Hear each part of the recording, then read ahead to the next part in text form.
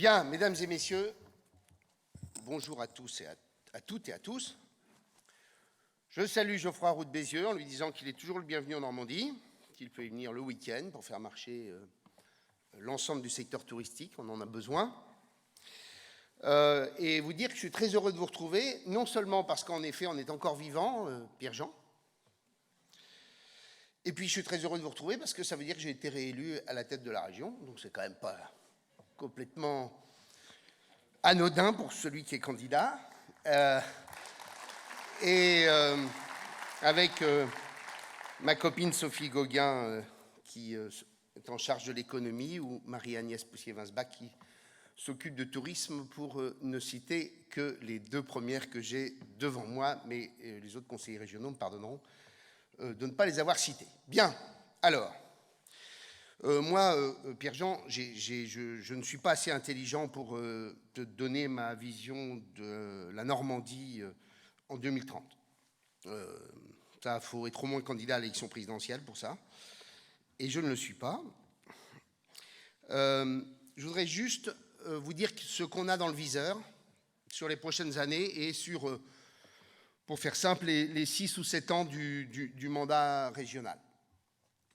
Tout d'abord, plus sérieusement, on est en vie. Souviens-toi, Pierre-Jean, des visios que nous faisions avec Sophie au moment de la crise Covid. Je me souviens, Alain, d'une réunion au Conseil régional 8 ou 15 jours après le début du confinement, où on se demandait si on allait encore, si l'économie française, européenne et mondiale d'ailleurs, allait s'effondrer ou non. Et on était tous très pessimistes. On se disait qu'on allait tenir, mais très franchement, personne n'aurait parié. On se demandait si on n'allait pas vivre, quelque sorte, des cataclysmes économiques comme le XXe siècle nous en a montré quelques-uns. Bon, au bout du compte, ça s'est beaucoup mieux passé qu'on ne le croyait. Je ne suis pas macroniste, comme vous le savez, mais reconnaissons que la puissance de l'action de l'État pour soutenir les entreprises a été extrêmement forte. J'en profite pour dire que, on évoquait ça avec Geoffroy Roux de Bézieux, ce sera ma seule incise sur la politique nationale, c'est que aujourd'hui on a des chiffres de croissance absolument exceptionnels, mais je voudrais quand même vous faire partager 2 points, c'est qu'on a des déficits comme jamais on a eu dans l'histoire depuis 50 ou 60 ans, et donc que lorsqu'on crée des déficits pareils, bien entendu, on favorise la consommation, on favorise la relance, on favorise d'ailleurs le travail des Chinois, parce qu'en même temps, je vous rappelle qu'on n'a jamais eu des indicateurs de balance commerciale aussi mauvais que ceux que nous avons aujourd'hui, et donc la restauration de la compétitivité de l'économie française est encore devant nous. Je vous rappelle que la balance commerciale, de mémoire, c'est entre 90 et 100 milliards de déficit, quand tous les pays européens, ou presque, qui nous entourent, font des excédents commerciaux absolument considérables. Bien. Sorti de là, reconnaissons que nous sommes en vie. J'en profite pour dire que la région a fait sa part de boulot. Je remercie d'ailleurs l'Agence de développement et Alexandre Val. On a essayé d'être le plus réactif possible. On a essayé de mettre en place des plans qui soient adaptés pour certains secteurs d'activité. On a fait du sur-mesure pour toute une série de secteurs. Je pense par exemple au secteur de l'événementiel.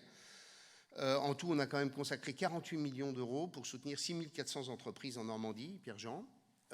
Et ça a été notre contribution directe, au-delà du fonds de solidarité et de tous les dispositifs que vous connaissez, ça a été notre contribution directe pour chercher à apporter des réponses sur toute une série de difficultés particulières. Donc, premier point, on est en vie. Deuxièmement, je profite pour dire que nous sommes la région où la création d'entreprises et la création d'emplois et la réduction du chômage est quasiment une des premières régions françaises. Donc, notre activité économique se porte bien.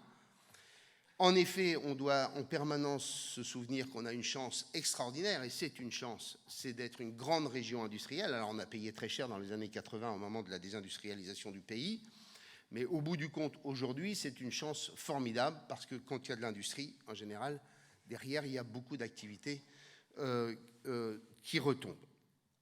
Troisièmement, et j'en termine par là, vous avez tout de même, je dis aux entreprises normandes, la chance d'être dans la région qui investit, et de loin, le plus en France. Nous investissons par habitant exactement 223 €, quand la deuxième région française se situe 50% en dessous de nous. Donc nous sommes de loin la première région en termes d'investissement, parce que notre région est bien gérée et parce que nous avons d'immenses chantiers, d'immenses défis devant nous, ce qui fait que nous allons continuer à être entre 600 et 700 millions d'euros d'investissement annuel, ce qui est considérable. Il va falloir un jour ou l'autre commencer à faire une pause parce que sinon on aura des indicateurs d'endettement qui vont devenir moins bons. Mais nous sommes de loin la région qui investit le plus. Et je dis au secteur du bâtiment, grâce au travail que nous avons mené, notamment avec la Fédération du bâtiment, 98,5%, ce sont les chiffres réels, hein, ce n'est pas des chiffres électoraux, c'est des chiffres réels, 98,5% de la commande régionale est accordée à des entreprises de Normandie. C'est-à-dire que, globalement, ce que nous avons bâti, en respectant le Code des marchés publics, nous permet de concentrer l'essentiel de l'investissement régional pour des entreprises de la région. Et j'en profite pour dire que dans 25% des cas, nous ne choisissons pas l'entreprise la moins disante. Donc nous appliquons, par toute une série de critères, la capacité de pouvoir choisir des entreprises mieux disantes et non moins disantes. Je le dis parce que parfois on en doute. On a une difficulté, je vous la laisse la partager, c'est que les architectes représentant les architectes normands, mon cher Geoffroy, c'est assez extraordinaire. Non mais je le dis, c'est quand même assez extraordinaire. Ceux que nous devons, j'allais dire presque combattre chaque jour, et que le président de la commission d'appel d'offres doit combattre, ce sont les 3 représentants du Conseil de l'ordre qui, en général, votent pour des architectes qui ne sont pas normands. C'est assez extraordinaire. Alors bon, on va changer les choses parce que le président du Conseil de l'ordre a changé et donc il est parfaitement sensible à tout cela. Mais, j'en profite pour le dire, notre difficulté, c'est que souvent on a déjà 3 votes contre avec des architectes qui vont choisir des architectes parisiens. C'est tellement plus chic de choisir des architectes parisiens parce que, bien entendu, on n'a pas assez de talent chez nous. Mais, au bout du compte, nous sommes arrivés à ce que nous voulions faire il y a 5 ans, Alain, notamment parce que c'est le secteur du bâtiment qui est bien sûr le premier destinataire de cette décision politique. Alors on a 3 dossiers. Le premier dossier, rapidement, c'est bien sûr la question de la main-d'œuvre, des compétences, de la qualification. J'en profite pour dire au président du MEDEF que je n'ai cessé de dire au gouvernement qu'il fallait modifier les règles de l'indemnisation du chômage. Et parce qu'on pourra faire tout ce qu'on veut, il y a tout l'argent qu'on veut sur la qualification, la formation. Nous consacrons, nous formons chaque année en Normandie à peu près 25 000 demandeurs d'emploi, financés par la région. La question, elle n'est pas là. C'est que d'abord, il faut qu'on ait aussi... on a 3 catégories, grosso modo. Des personnes conformes et qui sont en période de reconversion, tout va bien. Il y a des personnes très, très, très éloignées de l'emploi pour lesquelles il faut faire un effort gigantesque pour leur permettre de revenir sur le marché du travail. Et là, c'est très difficile. Et puis, on a un 3e sujet, ce sont tous nos compatriotes qui trouvent que le système est assez arrangeant pour, globalement, vivre ainsi. Et donc, en clair, on ne pourra faire d'efforts et amener un certain nombre de nos compatriotes en se préoccupant des 3 sujets en même temps. Et donc, moi, j'ai toujours défendu la modification des règles de l'indemnisation du chômage et je suis content que ces règles aient été modifiées. J'en profite pour dire que, en la matière, on a en fait une situation régionale qui est très différente d'un département à l'autre. On a des départements qui sont en situation de plein emploi. Quand on est à 4, 4,5, 5% de taux de chômage comme dans la Manche, il est évident que c'est compliqué pour trouver de la main-d'œuvre. On cherche à faire en sorte de créer, et je voudrais qu'on essaie d'inventer, c'est le travail que j'ai demandé au service de la région, d'inventer des moyens de faire en sorte que une partie de nos jeunes compatriotes intègrent l'idée d'une mobilité. Quand on a un taux de chômage de 10 ou 12% ou 20% dans certains endroits, comment faire en sorte que nos jeunes compatriotes décident d'aller du Havre à Cherbourg, pour prendre 2 ports. Et donc, on a essayé de mettre en place toute une série de choses. On a augmenté l'indemnité des stagiaires, c'est-à-dire des gens qui sont en formation. On l'a poussé à 625 €. On nous expliquait que l'indemnité des stagiaires était trop faible. On l'a augmenté. On a mis en place un dispositif mobilité entre 50 et 250 €. J'ai demandé l'année dernière qu'on mette en place un dispositif pour les parents isolés pour faire en sorte que tous les coûts liés à la famille et aux enfants soient pris en charge parce que vous rentrez en formation. Mais ce que nous n'arrivons pas à bâtir, et moi je suis demandeur si vous avez des idées là-dessus, Pierre-Jean, c'est comment faire en sorte qu'un jeune d'Épeigne, pour prendre ma commune, puisse se dire, tiens, j'ai du mal à trouver du boulot à Épeigne, je vais aller dans la Manche, parce que dans la Manche, il y a des milliers d'emplois non pourvus. Et ça, c'est extrêmement compliqué. Mais on a ce chantier-là devant nous. C'est pas simplement, la question, c'est pas les crédits, on en a. On a passé un accord avec l'État dans le cadre du plan régional d'investissement des compétences. On a récupéré 328 millions d'euros supplémentaires. On a augmenté les formations de près de 40%. La question, c'est pas les volumes de crédits pour créer des formations nouvelles. On en a ouvert plus de 3000 durant le mandat précédent. La question, c'est comment faire en sorte que nos compatriotes reviennent dans le chemin. J'ai d'ailleurs, pour ma part, j'en profite pour le dire, un grand doute sur la garantie jeune. Bon, je ne sais pas ce que dit le MEDEF là-dessus, mais je veux bien qu'on l'expérimente, cette histoire-là. Mais j'ai le souvenir qu'on a créé un système qui s'appelait le RMI, qui était exactement sur la même idée, c'est-à-dire l'engagement d'un revenu minimum contre une insertion. C'est devenu un droit. Je ne suis pas convaincu que très vite, on ne soit pas exactement sur le même modèle quand il s'agit de la garantie jeune. Mais j'en profite pour l'évoquer parce que ça me semble très clairement une fausse bonne idée. Deuxième sujet, ce sont les lycées professionnels. On a décidé avec la rectrice de modifier l'approche des formations dans les lycées professionnels. On a fait un énorme travail des besoins par bassin d'emploi. Et à partir de là, on a cherché à adapter les formations initiales dans les lycées professionnels à chaque bassin d'emploi. Et là aussi, on a besoin de vous. Il faut que les organisations patronales, les organisations professionnelles nous donnent suffisamment d'éclairage, nous permettent de faire de la GPEC et nous permettent d'ouvrir les formations là où on en a besoin. Et l'idée, c'est qu'on fasse en sorte que dans chaque lycée de Normandie, on ait une formation d'excellence pour essayer de tirer vers le haut la totalité du lycée. Et c'est le schéma qu'on a bâti. On s'est donné donc une année de pause. On a fait cette analyse avec les organisations professionnelles. Et l'idée, c'est qu'à partir de la rentrée 2022, on décide d'engager dans chaque lycée cette évolution.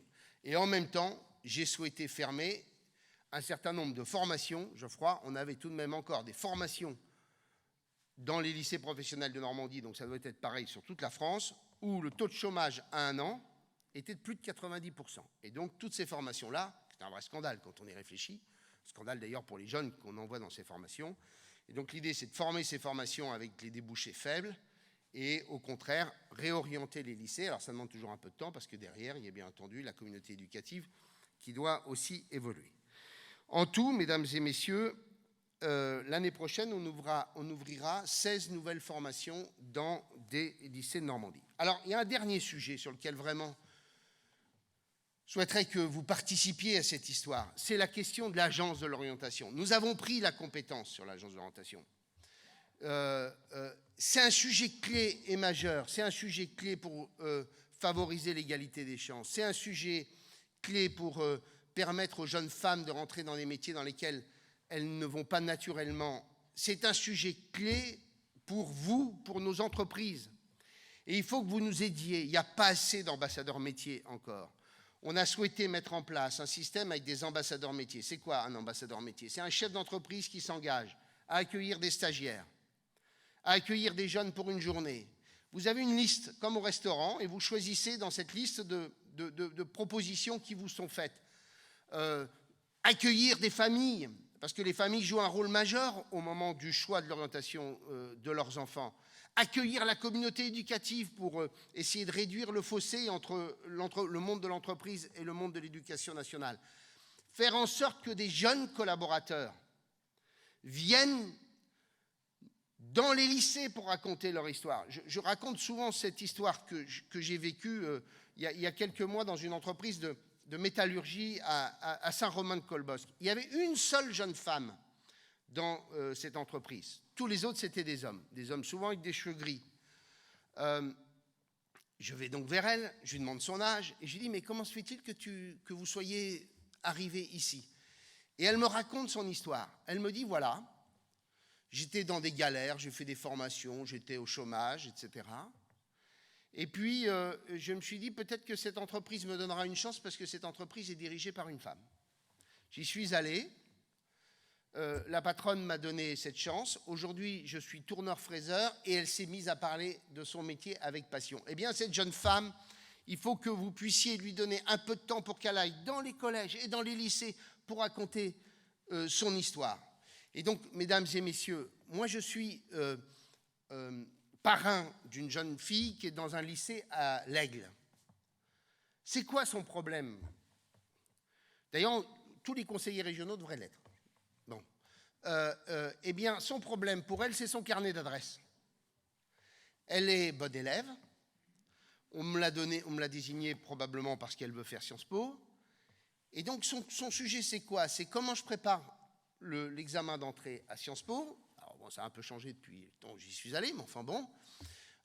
Et deuxièmement, c'est je voudrais voir un peu vers quoi je veux m'orienter. Elle veut aller voir ce qu'est la vie dans un cabinet d'affaires. Mais elle n'a pas le réseau, elle n'a pas le carnet d'adresse. Elle voudrait savoir un peu comment c'est la fonction publique. Elle n'a pas le réseau, elle n'a pas le carnet d'adresse.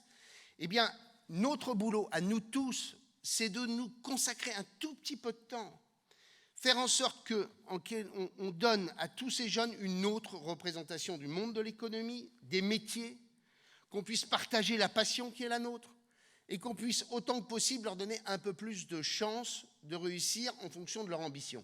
Et donc vraiment, Pierre-Jean, on a aujourd'hui 300 ou 400 ambassadeurs métiers, c'est-à-dire 400 entreprises en Normandie. Eh bien, il faudrait au moins que les 1070 entreprises qui sont aujourd'hui à Deauville acceptent l'idée. Ça ne coûte rien, ça coûte un peu de temps, mais que les 1070 chefs d'entreprise qui sont aujourd'hui à Deauville deviennent ambassadeurs métiers pour s'engager avec nous. Si je dis Pierre-Jean Leduc, tu paies le resto si ça ne marche pas. Donc, voilà un sujet clé. Donc, la question de la main-d'œuvre et des qualifications, continuer à former, continuer à faire évoluer notre carte des formations, continuer à porter l'ambition dans les lycées professionnels.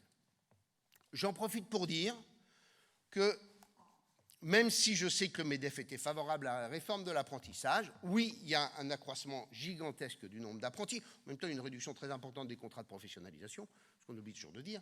Mais au-delà de ça, je vous donne rendez-vous après 2022. Parce que quand je vois le déficit de France Compétences, tous les centres de formation qui aujourd'hui voient leur situation budgétaire formidable, parce que les coûts au contrat ont été tellement portés haut pour être sûr que la réforme marche, je pense qu'il y aura demain une situation un peu plus difficile que celle que nous connaissons aujourd'hui. Mais en même temps, je me félicite des aides. Et d'ailleurs, moi, je serai candidat à l'élection présidentielle. Je trouve que le dispositif qui consiste, grosso modo, à rendre l'apprenti la première année à peu près net de charge, disons-le, je le maintiendrai.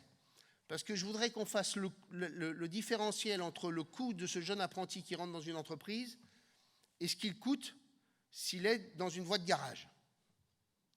Je ne suis pas sûr que la République n'y trouve pas son compte dans cette histoire. Donc moi, je considère que ce dispositif a un immense avantage, c'est qu'il favorise, il incline les entreprises vers le développement de l'apprentissage, parce qu'en même temps, il faut reconnaître que ça n'a jamais coûté aussi peu cher de prendre un apprenti. Deuxième grand sujet, les grands dossiers industriels et économiques. Alors, je ne vais pas tous les citer parce que ce serait trop long, et puis vous allez me dire que je suis trop bavard. On a une idée qui a toujours été la nôtre depuis 5 ans, qui est un dicton chinois que la France devrait s'appliquer tous les jours, c'est « si tu veux réduire tes faiblesses, cultive tes points forts ». Donc, nous essayons, dans tous les domaines, de cultiver nos points forts, parce que quand on cultive nos points forts, en même temps, on réduit nos faiblesses. On a, en la matière, une chance incroyable, c'est d'être une région côtière avec de grands ports et l'axe Seine. Ça n'a jamais été autant une chance compte tenu des grands enjeux qu'évoquait Geoffroy, notamment en matière environnementale. Je vous cite un exemple. Dimanche soir, j'étais dans un grand hôtel parisien pour discuter avec un grand patron d'un grand groupe industriel américain, qui est, je l'espère, sur le point de choisir la Normandie comme nouveau site d'implantation industrielle. Je n'en dirai pas plus, je ne veux pas me faire avoir dans cette histoire. C'est un investissement gigantesque, hein, plus d'1 milliard d'euros. C'est rare, une usine à 1 milliard d'euros. Il y a 2 sujets pour lui. Son choix, c'est l'Europe. Hein. Bon, on n'est plus que sur la très short list. Le premier sujet, c'est est-ce que j'ai l'énergie? Et j'ai besoin d'une énergie, c'est une énergie décarbonée. Parce que mon marketing, mon schéma industriel fait que je veux pouvoir dire que ce que je produis, je le fais avec de l'énergie décarbonée. Pire encore pour nous, si je puis dire, c'est qu'il ne la veut pas décarboner simplement, il la veut décarboner non nucléaire. Bien. Deuxième raison pour laquelle il considère que la Normandie est le lieu, c'est l'axe Seine. Pourquoi? Parce que ça lui permet de faire l'essentiel de son transport et de ses flux avec le port du Havre et avec l'axe Seine. Et donc on a cette chance incroyable, c'est d'avoir toute une série de projets industriels très lourds et très importants qui sont liés à 2 phénomènes. Le premier, nous sommes la région du mix énergétique. Ce sont les énergies marines renouvelables qui sont en train de se monter. C'est quand même en tout, entre les emplois directs et indirects, 10 000 emplois. C'est l'énergie nucléaire. Je vous rappelle qu'EDF a d'ores et déjà choisi le 2e site d'implantation du 2e EPR, c'est Penly, c'est à côté de Dieppe. Ça sera 10 000 emplois au moment où le chantier sera en cours. C'est donc d'ores et déjà pour nous un immense chantier de préparation dès lors que le chef de l'État aura pris sa décision, dont on dit qu'elle devrait intervenir dans quelques semaines. Et donc on a ce premier sujet, c'est de continuer à porter l'idée que nous sommes une des grandes régions de l'énergie, avec derrière des conséquences industrielles directes et indirectes. Le second sujet majeur pour nous, ce sont tous les projets autour de l'économie circulaire. C'est fou le nombre de Pierre-Jean, de projets qu'il peut y avoir autour de l'économie circulaire. Il y a aujourd'hui des entreprises qui sont déjà implantées, les grands groupes qu'on connaît sur le sujet, plus toute une série de nouveaux acteurs qui sont en train aujourd'hui d'investir massivement, de porter des projets de développement. Et à chaque fois qu'il y a la question de l'économie circulaire, il y a la question de l'énergie. Parce que quand vous êtes dans le champ de l'économie circulaire, vous devez avoir le bilan carbone le plus favorable possible. D'où le fait que nous avons là un avantage compétitif considérable grâce à la Seine, parce que derrière, bien entendu, il y a l'enjeu de l'hydrogène. Et l'enjeu de l'hydrogène, pour nous, il est clé. Je vous rappelle que nous allons être la première région française à porter le premier projet industriel d'hydrogène vert. C'était une entreprise normande qui portait cette histoire, qui vient d'être achetée par Air Liquide, donc a priori c'est du solide. Et derrière, c'est donc la première usine d'hydrogène vert. Et donc derrière, ce qu'il nous faut, ce sont les premières expérimentations. Et c'est ça qu'on essaie de bâtir. Là aussi, Pierre-Jean, on a besoin de vous. Il faut faire en sorte qu'à chaque fois qu'une entreprise très consommatrice d'énergie ou qui souhaite au titre de son marketing ou de son développement commercial aller vers l'hydrogène vert, je serai à Bruxelles demain, pour faire en sorte que nous puissions faire financer, notamment par l'Union européenne, dans le cadre du Green Deal, toute une série d'expérimentations. Les premières expérimentations vers lesquelles nous allons, c'est bien sûr autour du fleuve, avec les premières barges ou les premières péniches ou les premiers bateaux qui vont pouvoir, sur une partie de la logistique, être assurés par de l'hydrogène vert. Il faudrait autant que possible que nous puissions aussi avoir les premiers logisticiens. Alors je sais que les camions coûtent beaucoup plus cher, je sais que l'histoire est en train d'être écrite, mais je suis allé la semaine dernière, ou il y a 15 jours, au salon de l'hydrogène à Paris. Je ne sais pas si certains d'entre vous y êtes allés, mais c'est extrêmement intéressant de constater qu'on est vers une réduction considérable des coûts, que toute l'industrie automobile va sortir des projets autour de l'hydrogène avec des propulsions hydrogène. Et donc, on est vers un schéma industriel qui est un schéma industriel extrêmement favorable. Troisième sujet que je voudrais évoquer très rapidement, c'est qu'on doit continuer, bien sûr, à cultiver nos points forts dans tous les domaines. Je pense au cheval. Ce n'est pas parce que c'est une partie de mon monde, mais on a la chance d'avoir un produit mondial, une passion mondiale. La planète entière aime le cheval. C'est un marché sur lequel les mêmes acteurs veulent être au même endroit, et en l'occurrence, la Normandie est un de ces lieux. Il y a plus de 20 000 emplois sur cette filière, notamment dans des zones rurales, et on porte là, en la matière, un point d'excellence exceptionnel qui fait que nous allons bientôt commencer la construction au Ciral, à côté de Dezulé, du plus grand centre de recherche et de formation au monde autour du cheval, 70 chercheurs, tous les vétérinaires français de la filière équine vont venir se former.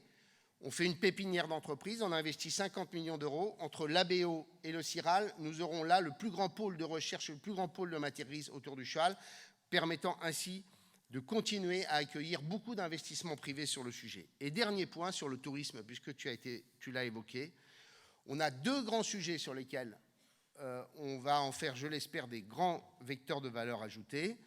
Le premier, c'est ce projet autour de la bataille de Normandie qu'on appelle Hommage aux héros, où tous les acteurs de la décroissance s'y opposent en expliquant qu'on est en train de faire un parc, un Disneyland autour du débarquement et de la guerre. C'est absolument pas ça. Mais derrière, ce projet-là est décidé, il est financé 100% privé. Les promoteurs de ce projet ont levé les fonds nécessaires.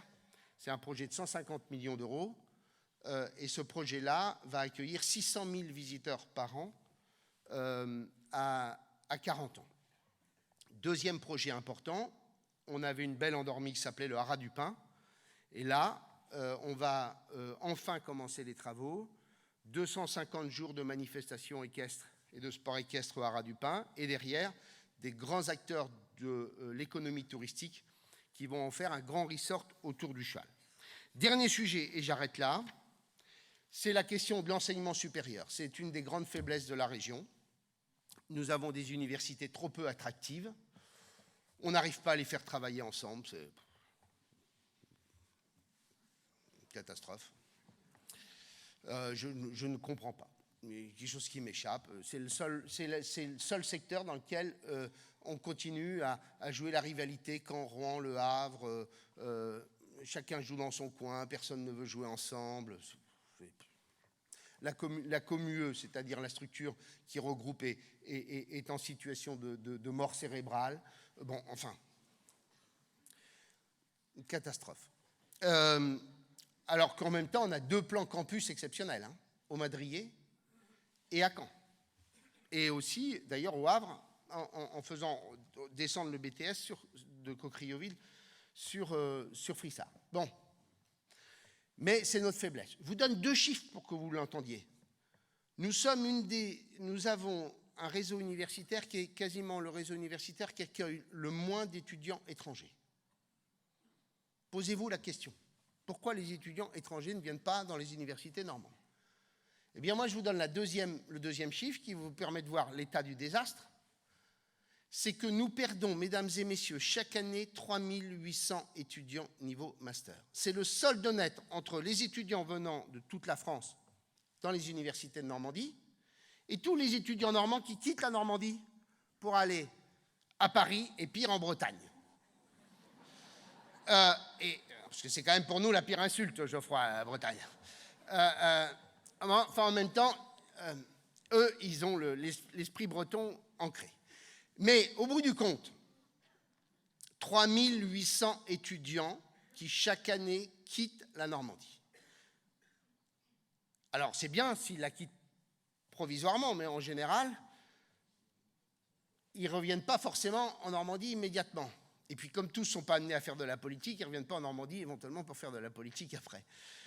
Mais en clair, c'est un vrai enjeu. Alors sur les universités, on a ces 2 plans campus, on est en discussion avec l'État dans le cadre du contrat de plan. Ceci dit, nous, pendant ce temps-là, on essaie d'avancer. Et la première chose que nous avons décidé, c'est de mettre en place avec l'ancien directeur général d'IBM, qui fait ça gratuitement, qui est un Normand, donc il le fait bénévolement par passion pour notre région, et l'ancien patron de l'école de management de Normandie, on essaie de faire en sorte que chaque année, on puisse accueillir une nouvelle école. Nous finançons cette année l'arrivée d'une école d'ingénieurs à Caen, qui s'appelle ICEN INCREA. On a inauguré, il y a peu de temps, l'arrivée de le SITC. C'est le SITC qui est arrivé à Caen. Le CESI, merci. Le CESI à Caen. Nous sommes en discussion très avancée avec une grande école d'ingénieurs parisienne qui, après le renouvellement son président, je pense, va annoncer qu'il est prêt à venir en Normandie. Nous allons accueillir l'année prochaine la première école vétérinaire privée à Rouen, à Uny-la-Salle. Et donc l'idée, c'est que chaque année, nous puissions accueillir une nouvelle école d'enseignement supérieur.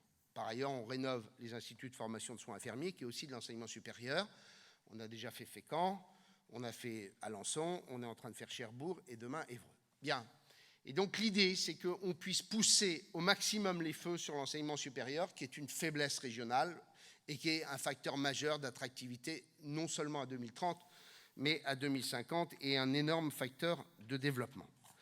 Je termine en vous disant que tout ça doit s'intégrer, bien sûr, dans cet objectif global de développement durable. Je vous rappelle que la région est la seule région à avoir fait un GIEC normand, avec des conclusions extrêmement intéressantes. Il y a une association portée d'ailleurs par le patronat, Objectif Développement Durable 2030, qui vous permet de rentrer dans ce schéma-là. Et j'en profite pour vous dire que nous avons présenté dernièrement une nouvelle innovation régionale, et nous serons la première région française à avoir fait ça, comme nous avons été la première région française à créer un fonds d'investissement régional. Je vous rappelle que vous êtes propriétaire, vous êtes dans le capital d'une 50aine d'entreprises en Normandie, qu'on compte le porter à une 100aine d'entreprises. Et donc, nous allons créer un fonds carbone qui va être présenté, qui a été présenté à une 20aine de patrons d'ETI normandes il y a 15 jours, un soir, un dîner à Caen. Alors, c'est assez compliqué, mais quand on veut bien s'y pencher 2 minutes, on en comprend l'intérêt. Et donc, l'idée, là aussi, c'est que vous puissiez, en quelque sorte, profiter de la mise en œuvre de ce fonds carbone pour décarboner votre activité et en même temps améliorer votre compétitivité et faire financer une partie de vos investissements. Et donc, cette proposition-là va vous être faite avant la fin de l'année. Bref, en tout, mesdames et messieurs, nous sommes dans une région qui a ses difficultés, ça on les connaît, mais qui a aussi des atouts absolument gigantesques, parce que nous sommes une région qui a des avantages géographiques gigantesques dans l'économie du XXIe siècle, parce que nous sommes encore, comme l'a dit Pierre-Jean, la première région industrielle de France, 23% du PIB régional, c'est l'industrie. Si c'est dans l'Eure ou dans l'Orne, c'est plus de 30%. C'est un immense vecteur de développement et de croissance avec des retombées indirectes considérables. Il faut juste qu'on continue à porter quelque chose, d'où l'intérêt de ces universités normandes. C'est la passion de notre région, l'amour de notre région. Il faut que vous soyez tous ambassadeurs de la marque Normandie. L'imaginaire autour de la Normandie, tout est positif. Quand vous faites des enquêtes d'opinion nationale, internationale, il y a 15 000 ambassadeurs aujourd'hui. Il y a des clubs de Normands à Sydney, à Londres, à New York, comme il y a des clubs de Bretons ou des clubs d'Alsaciens. Et cette passion de la région, il faut que nous continuions à la développer. Et c'est ça l'essentiel de l'atout de la réunification de la Normandie entre la haute et la basse. C'est un atout qui est plus virtuel que réel. Pas virtuel, non, c'est pas le mot. Immatériel que réel. En clair, la réunification de la Normandie, ça nous permet de porter la passion de la région sans se préoccuper de savoir si on est bas ou haut. Quand on voit le salon de l'agriculture, aujourd'hui, le plus beau stand, c'est le stand de la Normandie. Pourquoi ? Parce qu'on a décidé qu'on était une grande région de l'agroalimentaire et qu'au salon de l'agriculture, on devait le faire. Allez au salon de Made in France jeudi, eh bien vous verrez, il y a un stand avec plus de 40 entreprises normandes Dans 15 jours, on sera à Dubaï avec près d'une vingtaine de chefs d'entreprise qui viendront faire du B2B durant l'Expo universelle à Dubaï.